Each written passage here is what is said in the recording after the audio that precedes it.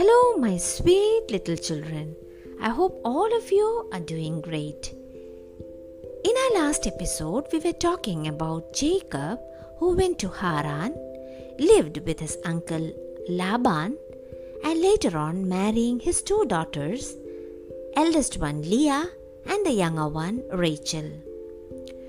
Now today, we are going to hear about Jacob and his big family. Those who have not listened to that story of Jacob going to Haran and marrying to Rachel and Leah, please do go to my channel and listen to it. Now today, we are going to hear about Jacob and his big family. Now can you see Jacob sitting with his 12 sons? He had daughters too. Now, do you know the names of any of these children? Come on, let's learn some of them. Leah, his eldest wife, gave birth to Ruben, Simeon, Levi, and Judah. Now, when Rachel found that Leah gave birth to 4 of these children, she was very sad. Why?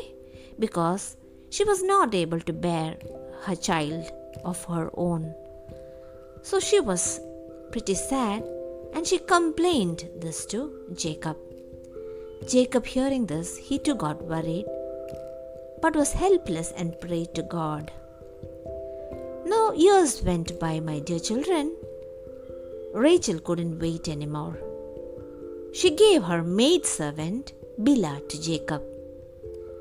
And that was nothing wrong, because in those times, I told you, men could have more than one wife. So Rachel gave her maidservant Bilhah to Jacob. And Bilhah had 2 sons named Dan and Naphtali. Now later on, Leah gave her maidservant Silpah to Jacob. And Silpah gave birth to Gad and Asher. Leah finally had 2 more sons, and their names were Issachar and Zebulun. And one fine day, my dear children, Rachel's prayer was answered. She bore a child, and she called him Joseph. Now later, we will learn a lot more about Joseph. Why? Because he became a very important person. Now these were the 11 sons that were born to Jacob when he lived with Rachel's father Laban. I hope you now understood their names. Can we repeat their names once again? Let's start.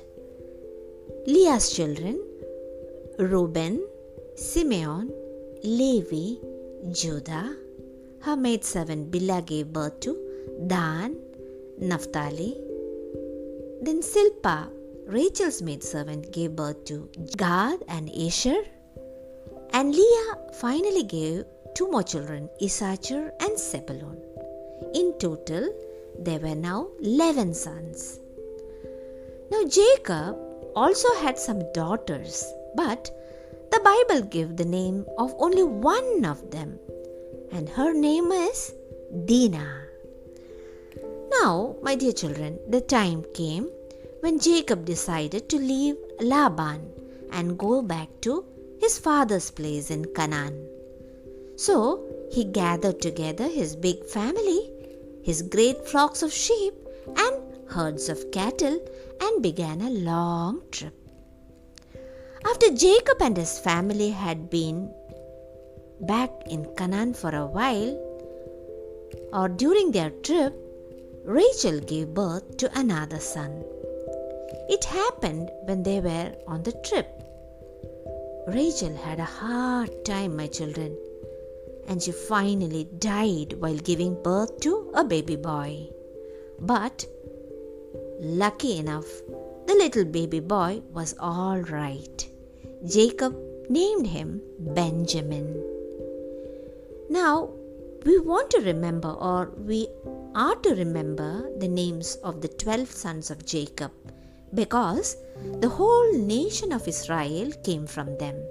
In fact, the 12 tribes of Israel are named after the 10 sons of Jacob and 2 sons of Joseph. Isaac lived for many, many years after all these boys were born, and just imagine how happy he might have been to see his grandsons. But let's see what happened to his granddaughter Dinah.